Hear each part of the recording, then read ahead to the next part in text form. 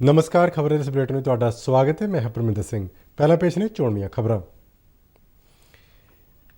Italy के दौरे ते गए प्रधानमंत्री नरेंद्र मोदी अज रोम में 16वें G20 ਸਿਖਰ ਸੰਮੇਲਨ ਵਿੱਚ ਹਿੱਸਾ ਲੈ ਰਹੇ ਨੇ।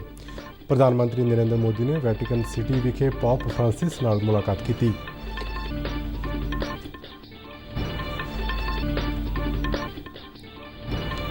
सूचना ते प्रसारण मंत्री अनुराग ठाकुर ने कहा है कि क्लीन इंडिया प्रोग्राम का मकसद सिर्फ भारत को साफ सुथरा बनाना ही नहीं है, सगों अपना आला दुआला साफ रखने लोगों की मानसिकता बदलना भी है।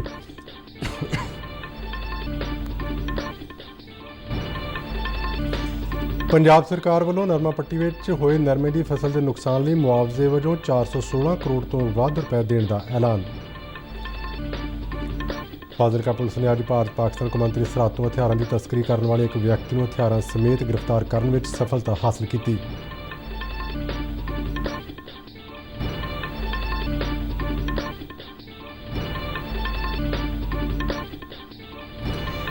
T20 विश्व कप मुकाबले भलके दुबई में भारत और न्यूजीलैंड विचाले अहम मुकाबला होगा।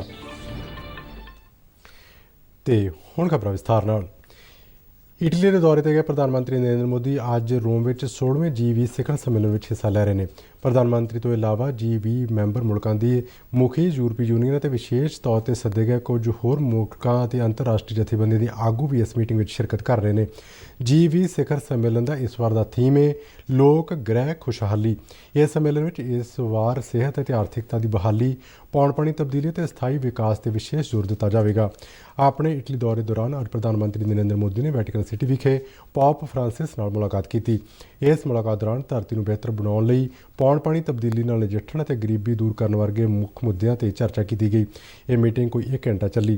मीटिंग दौरान प्रधानमंत्री नरेंद्र मोदी ने पॉप फ्रांसिस को भारत आने का सद्दा भी दिता। देश के ਵੱਖ-ਵੱਖ 13 सूबे में लोक सभा ਦੀਆਂ 3 ਤੇ विधान सभा ਦੀਆਂ 29 सीटों के जिमनी चोणों ਲਈ वोटां पाउण ਦਾ ਕੰਮ अमन अमान नाल मुकम्मल हो गया। मध्य प्रदेश के खंडवा, हिमाचल प्रदेश के मंडी तो इलावा दादरा ते नगर हवेली ਦੀਆਂ लोक सभा सीटों ਲਈ वोटां पाईਆਂ गईਆਂ। इन्हां ਤੋਂ इलावा 13 ਵੱਖ-ਵੱਖ सूबे में 29 विधान सभा सीटों की चोण ਲਈ भी मतदान होया। इन्हां ਵਿੱਚ आसाम, पश्चिम बंगाल, मध्य प्रदेश, हिमाचल प्रदेश, बिहार, कर्नाटक, हरियाणा ते महाराष्ट्र में पैंदे विधान सभा हल्के शामिल सन। आसाम ਦੀਆਂ 5 विधान सभा सीटों ते 31 उम्मीदवार चोण मैदान में सन।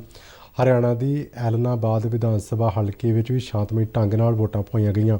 ऐलनाबाद विधान सभा हल्के में 2011 पोलिंग बूथ स्थापित किए गए सन, जिन्हां विचों 121 बूथों को संवेदनशील जां अति संवेदनशील ऐलाना गया सी, जिथे सुरक्षा के सख्त बंदोबस्त किए गए।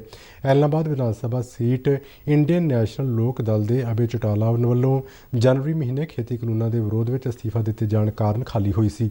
अभय चौटाला चौथी बार इस हल्के तो अपनी किस्मत आजमा रहे हैं। तिकोने मुकाबले में भाजपा के गोबिंद कांडा और कांग्रेस के पवन बेनीवाल भी मैदान में ने। हिमाचल प्रदेश में मंडी लोक सभा हल्के तो इलावा अर्की, फतेहपुर और जुबल कोटखाई विधान सभा सीटों ਲਈ चोण करवाई गई। सूचना ते प्रसारण मंत्री अनुराग ठाकुर ने कहा है कि क्लीन इंडिया प्रोग्राम का मकसद सिर्फ भारत को साफ सुथरा बनाना ही नहीं है, सगों अपना आला दुआला साफ रखने लिए लोगों की मानसिकता बदलना भी है।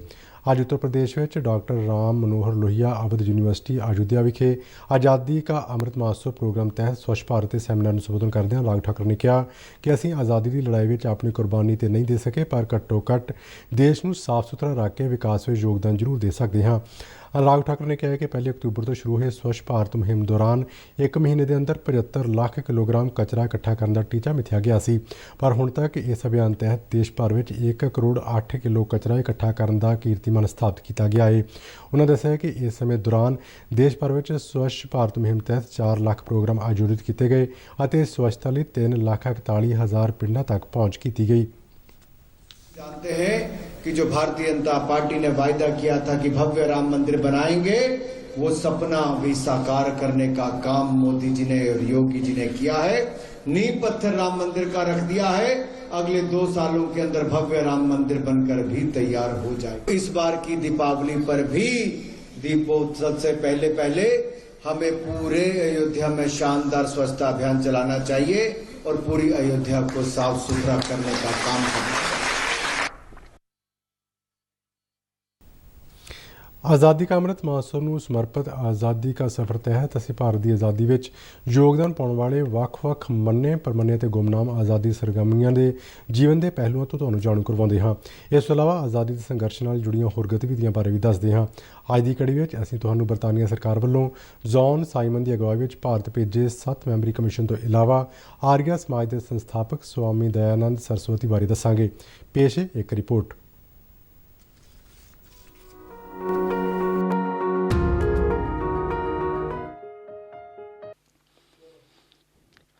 ਅੱਜ ਯਾਨੀ 30 ਅਕਤੂਬਰ ਦਾ ਭਾਰਤੀ ਆਜ਼ਾਦੀ ਸੰਗਰਾਮ ਦੇ ਇਤਿਹਾਸ ਵਿੱਚ ਬੜਾ ਮਹੱਤਵ ਹੈ। ਅੱਜ ਹੀ ਦੇ ਦਿਨ 1928 ਵਿੱਚ ਹੋਈ ਇੱਕ ਘਟਨਾ ਨੇ ਆਜ਼ਾਦੀ ਸੰਘਰਸ਼ ਦੀ ਤਾਸੀਰ ਬਦਲ ਕੇ ਰੱਖ ਦਿੱਤੀ। 1928 ਵਿੱਚ ਬਰਤਾਨਵੀ ਸਰਕਾਰ ਨੇ ਜੌਨ ਸਾਈਮਨ ਦੀ ਪ੍ਰਧਾਨਗੀ ਹੇਠ 7 ਮੈਂਬਰਾਂ ਦਾ ਕਮਿਸ਼ਨ ਭਾਰਤ ਭੇਜਿਆ। ਸਾਈਮਨ ਕਮਿਸ਼ਨ ਦੇ ਨਾਂ ਨਾਲ ਜਾਣੇ ਜਾਂਦੇ ਇਸ ਕਮਿਸ਼ਨ ਨੂੰ ਇਹ ਦੇਖਣਾ ਸੀ ਕਿ ਭਾਰਤ ਸਰਕਾਰ ਅਧਿਨਿਯਮ 1919 ਦੇ ਮੁਤਾਬਕ ਕਿੰਨਾ ਕੰਮ ਹੋ ਰਿਹਾ ਹੈ, ਪਰ ਕਮਿਸ਼ਨ ਦੇ ਗਠਨ ਨੂੰ ਲੈ ਕੇ ਦੇਸ਼ ਵਿੱਚ ਵਿਆਪਕ ਵਿਰੋਧ ਸੀ। ਵਜ੍ਹਾ ਸੀ ਉਸ ਵਿੱਚ ਕਿਸੇ ਭਾਰਤੀ ਪ੍ਰਤੀਨਿਧੀ ਨੂੰ ਸ਼ਾਮਲ ਨਾ ਕੀਤਾ ਜਾਣਾ ਤੇ ਇਸ ਲਈ ਕਾਂਗਰਸ ਨੇ ਕਮਿਸ਼ਨ ਦਾ ਬਾਈਕਾਟ ਕਰਨ ਦਾ ਫੈਸਲਾ ਕੀਤਾ। 30 ਅਕਤੂਬਰ 1928 ਨੂੰ ਜਦ Simon commission Lahore railway station ਪੁੱਜਾ, ਉੱਥੇ ਅੰਦੋਲਨਕਾਰੀਆਂ ਨੇ ਉਸ ਦਾ ਸਵਾਗਤ ਕਾਲੇ ਝੰਡਿਆਂ ਨਾਲ ਕੀਤਾ। ਕਮਿਸ਼ਨ ਲਈ ਰਸਤਾ ਬਣਾਉਣ ਲਈ ਪੁਲਿਸ ਨੇ ਪ੍ਰਦਰਸ਼ਨਕਾਰੀਆਂ ਉੱਪਰ ਲਾਠੀਚਾਰਜ ਕਰ ਦਿੱਤਾ। ਇਸ ਦਾ ਹੁਕਮ ਜੇਮਸ ਏ ਸਕਾਟ ਨੇ ਦਿੱਤਾ ਸੀ। ਇਸ ਦੌਰਾਨ ਪ੍ਰਦਰਸ਼ਨਕਾਰੀਆਂ ਸਮੇਤ ਲਾਲਾ ਲਾਜਪਤ ਰਾਏ ਨੂੰ ਗੰਭੀਰ ਸੱਟਾਂ ਲੱਗੀਆਂ। ਲਾਲਾ ਲਾਜਪਤ ਰਾਏ ਨੇ ਅੰਗਰੇਜ਼ ਸਰਕਾਰ ਸਾਹਮਣੇ ਝੁਕਣ ਤੋਂ ਇਨਕਾਰ ਕਰ ਦਿੱਤਾ। ਉਹਨਾਂ ਨੇ ਤਦ ਕਿਹਾ ਸੀ ਕਿ ਉਹਨਾਂ ਉੱਪਰ ਹੋਣ ਵਾਲਾ ਇੱਕ ਪ੍ਰਹਾਰ ਭਾਰਤ ਵਿੱਚ ਬਰਤਾਨਵੀ ਸ਼ਾਸਨ ਦੀ ਤਾਬੂਤ ਵਿੱਚ ਆਖਰੀ ਕਿੱਲ ਸਾਬਤ ਹੋਵੇਗਾ। ਜ਼ਖਮੀ ਲਾਲਾ ਲਾਜਪਤ ਰਾਏ ਦਾ 17 ਨਵੰਬਰ 1928 ਨੂੰ ਦੇਹਾਂਤ ਹੋ ਗਿਆ। ਡਾਕਟਰਾਂ ਦਾ ਮੰਨਣਾ ਸੀ ਕਿ ਲਾਠੀਚਾਰਜ ਨੇ ਹੀ ਉਹਨਾਂ ਦੀ ਜਾਨ ਲਈ ਹੈ। ਚੰਦਰ ਸ਼ੇਖਰ ਆਜ਼ਾਦ, ਭਗਤ ਸਿੰਘ ਅਤੇ ਉਹਨਾਂ ਦੇ ਸਾਥੀ ਕ੍ਰਾਂਤੀਕਾਰੀਆਂ ਨੇ ਇਸ ਹੱਤਿਆ ਦਾ ਬਦਲਾ ਲੈਣ ਦਾ ਪ੍ਰਣ ਲਿਆ। ਉਹਨਾਂ ਨੇ ਲਾਠੀਚਾਰਜ ਦੇ ਜ਼ਿੰਮੇਵਾਰ ਬ੍ਰਿਟਿਸ਼ ਅਧਿਕਾਰੀ ਜੇਮਸ ਸਕਾਟ ਦੀ ਹੱਤਿਆ ਦੀ ਯੋਜਨਾ ਬਣਾਈ।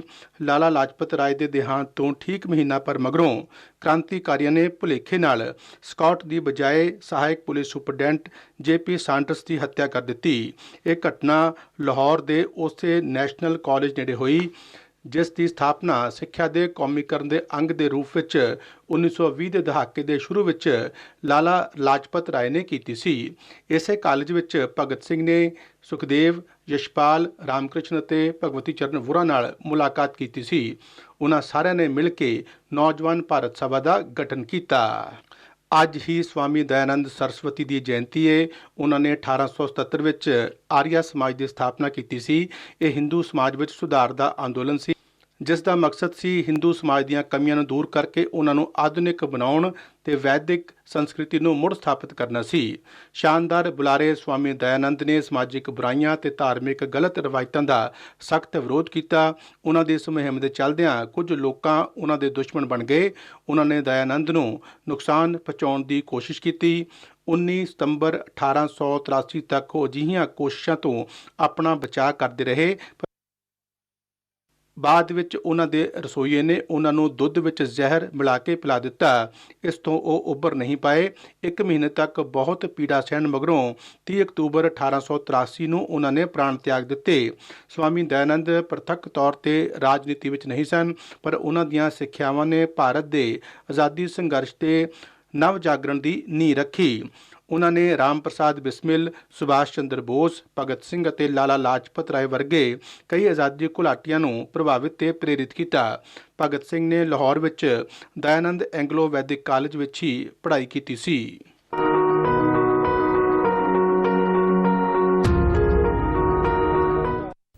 ਪੰਜਾਬ ਸਰਕਾਰ ਨੇ ਨਰਮਾ ਪੱਟੀ ਵਿੱਚ ਗੁਲਾਬੀ ਸੁੰਡੀ ਨਾਲ ਹੋਏ ਨਰਮੇ ਦੀ ਫਸਲ ਨੁਕਸਾਨ ਲਈ ਮੁਆਵਜ਼ੇ ਵਜੋਂ 416 ਕਰੋੜ ਤੋਂ ਵੱਧ ਰੁਪਏ ਦੇਣ ਦਾ ਐਲਾਨ ਕੀਤਾ ਹੈ।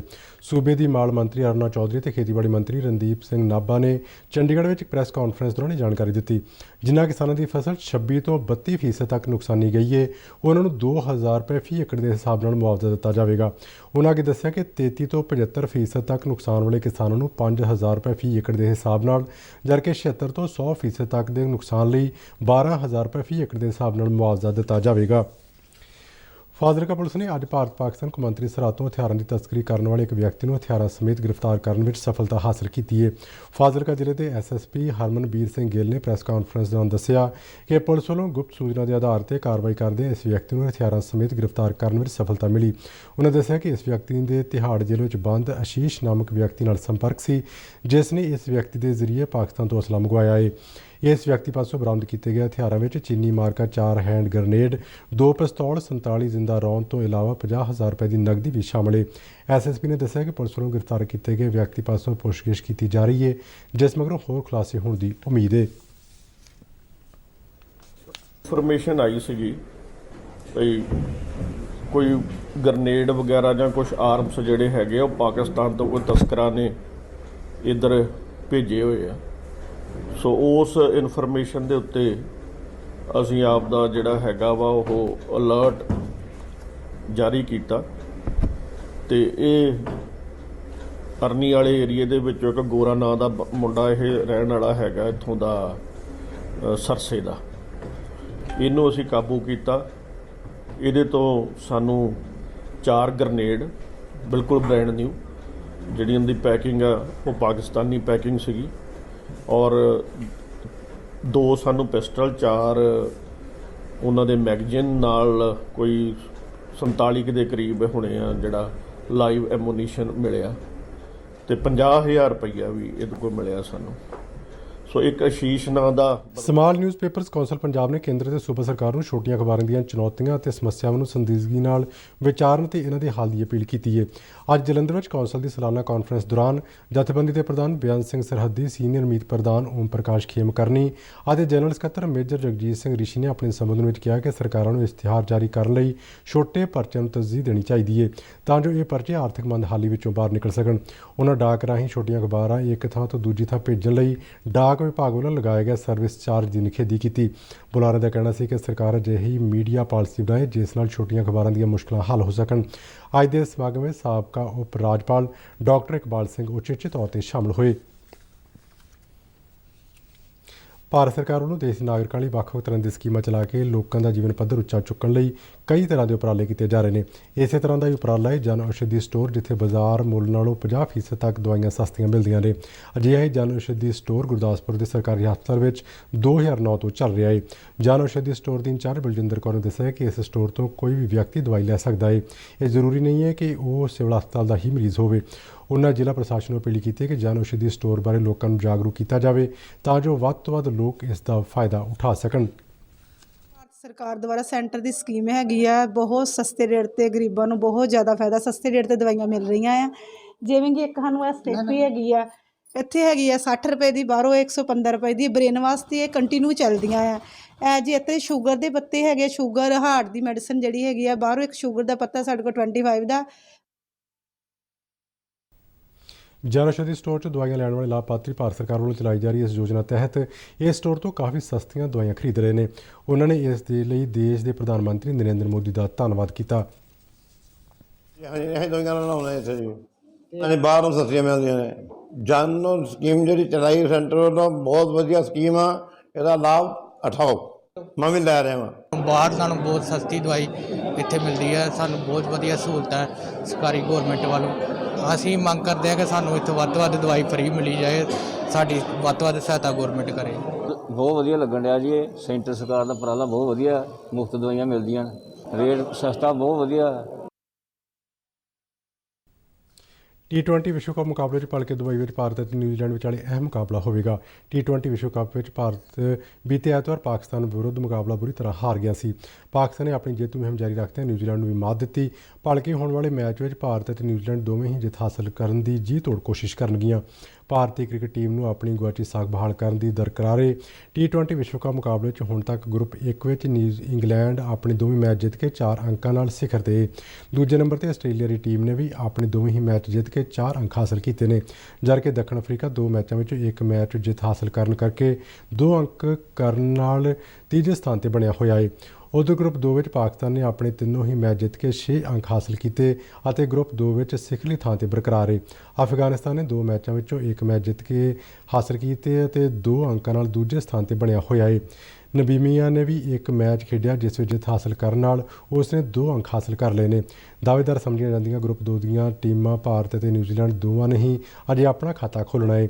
ਇਸ ਦੌਰਾਨ ਅੱਜ ਦੱਖਣ ਅਫਰੀਕਾ ਤੇ ਸ਼੍ਰੀਲੰਕਾ ਵਿਚਾਲੇ ਸ਼ਾਰਜਾ ਵਿੱਚ ਮੈਚ ਜਾਰੀ ਹੈ।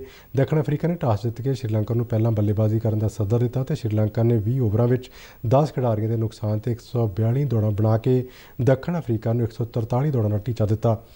ਉਧਰ ਇੰਗਲੈਂਡ ਅਤੇ ਆਸਟ੍ਰੇਲੀਆ ਵਿਚਾਲੇ ਦੂਜਾ ਮੈਚ ਦੁਬਈ ਵਿੱਚ ਖੇਡਿਆ ਜਾਵੇਗਾ। ਭਾਰਤੀ ਸਮੇਂ ਅਨੁਸਾਰ ਇਹ ਮੈਚ 7:30 ਵਜੇ ਸ਼ੁਰੂ ਹੋਵੇਗਾ। ਤੇ ਇਸ ਦੇ ਨਾਲ ਹੀ ਖਬਰਾਂ ਦਾ ਬੁਲੇਟਿਨ ਖਤਮ ਹੁੰਦਾ ਹੈ। ਆਗਿਆ ਦਿਓ। ਨਮਸਕਾਰ।